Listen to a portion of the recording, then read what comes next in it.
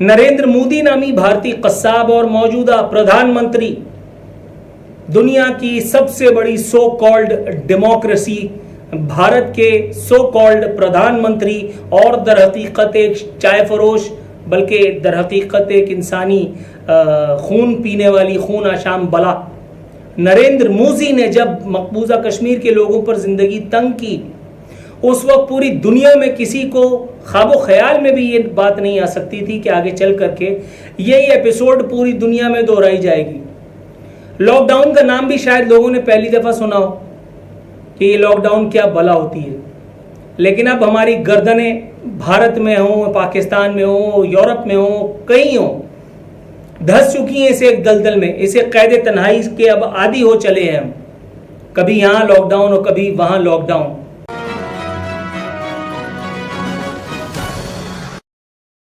तो दोस्तों, पाकिस्तानी मीडिया को लगता है कि दुनिया के अंदर कोरोना इसीलिए फैला, दुनिया के अंदर लॉकडाउन इसीलिए लगे क्योंकि इंडिया ने कश्मीर के अंदर धारा 370 को ख़त्म किया और दुनिया ने इंडिया के ख़िलाफ़ आवाज़ नहीं उठाई। इसी कारण पूरी दुनिया को कश्मीरियों का श्राप लगा, जिस करके दुनिया को लॉकडाउन और कोरोना का सामना करना पड़ा।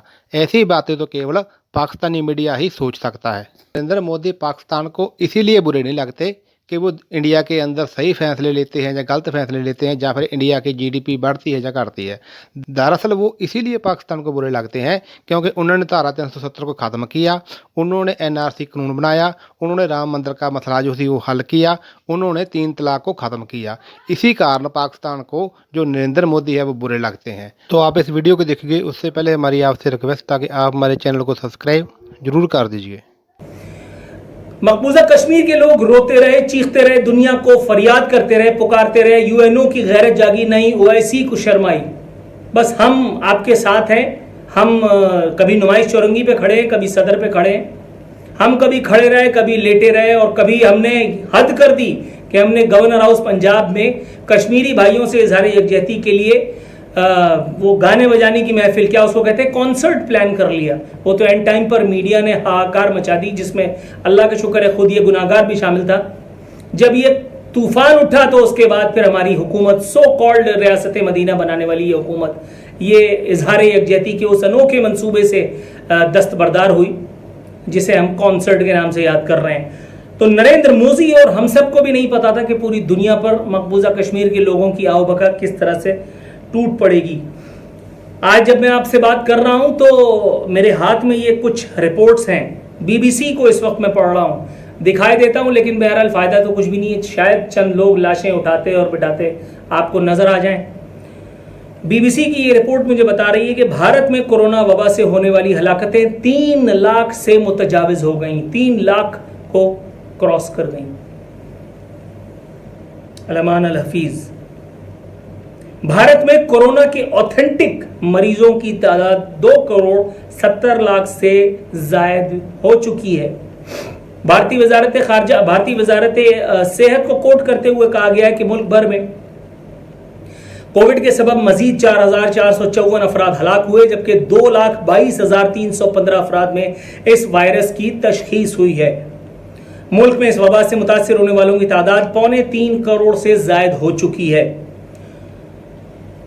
आपको पता है कि जिस वक्त कोविड-19 की फर्स्ट वेव गई तो उस एक वक्त में पूरी दुनिया ने लॉकडाउन के जरिए अपने आप को बचाव की कुछ तरकीबें की, जिनमें भारत भी शामिल था। उसके बाद भारत का सबसे बड़ा दिमाग या भारत का सबसे बड़ा बददिमाग वो नरेंद्र मोदी, वो so called pseudo intellectual Mukesh Ambani का पाला हुआ वजीर आजम,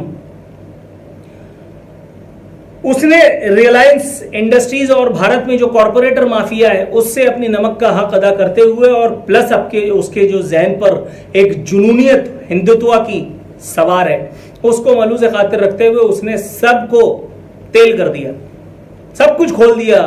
जाओ जिसको जहां जाना है, गंगा में नहाओ, डुबकियां लगाओ, और वो क्या कुंभ का मेला लूटो, सब कुछ करो। ये सब कुछ हुआ।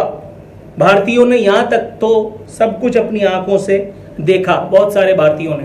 उसके बाद जो बहुत सारे भारतीय नहीं देख सके वो मैं और आप देख रहे हैं कि हिंदुस्तान के मौजूदा सो कॉल्ड वजीर आजम और गुजरात के 2000 से जायद मासूम मुसलमानों के कातिल नरेंद्र मोदी को उल्टी आंतें जो है वो गले पड़ गई। कुंभ के मेले से जो स्नान करके लौटा वो अपने साथ ये मूजी मर्ज लगा के लाया। इसमें बड़े बड़े लोग मौजूद हैं, बड़े बड़े लोग इसका शिकार हुए हैं।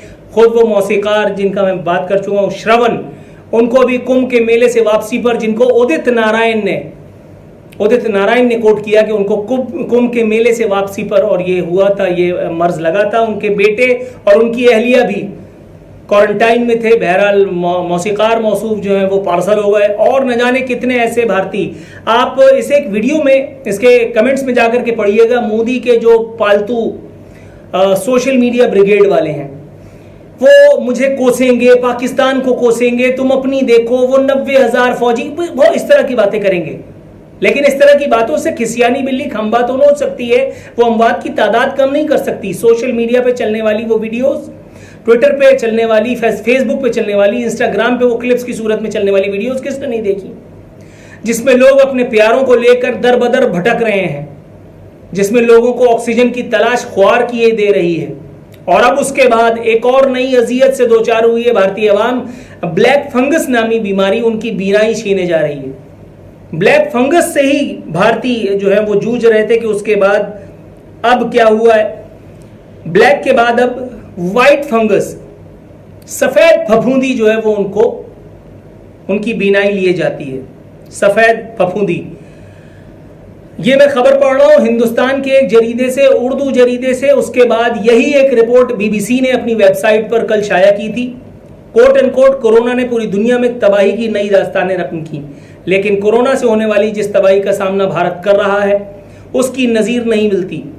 भारत में इस वायरस ने अपनी हैयत तब्दील की, जिसे कोविड-19 इंडियन वेरिएंट का नाम दिया गया। फिर शाज़ो-नादिर पाई जाने वाली बीमारी ब्लैक फंगस भारतीयों, खुसूसन कोरोना से सेहतियाब होने वाली मरीजों को आंखों से, बसारत से महरूम कर रही है। लेकिन तबाही का यह सिलसिला किसी सूरत रुकने का नाम ही नहीं ले रहा। भारतीय मीडिया के मुताबिक अगरचे अभी तक के इस इन्फेक्शन के केसेस कम हैं, कम पे यह हाल है कि कई हजार तक जा चुके हैं, ताहम हकीकी अदाद-ओ-शुमार अंदाजे से कहीं ज्यादा हो सकते हैं। और अगरचे इस बीमारी का फौरी तदारुक न किया गया तो यह बीमारी भी आगे चलकर एक वबा की शक्ल इख्तियार कर सकती है।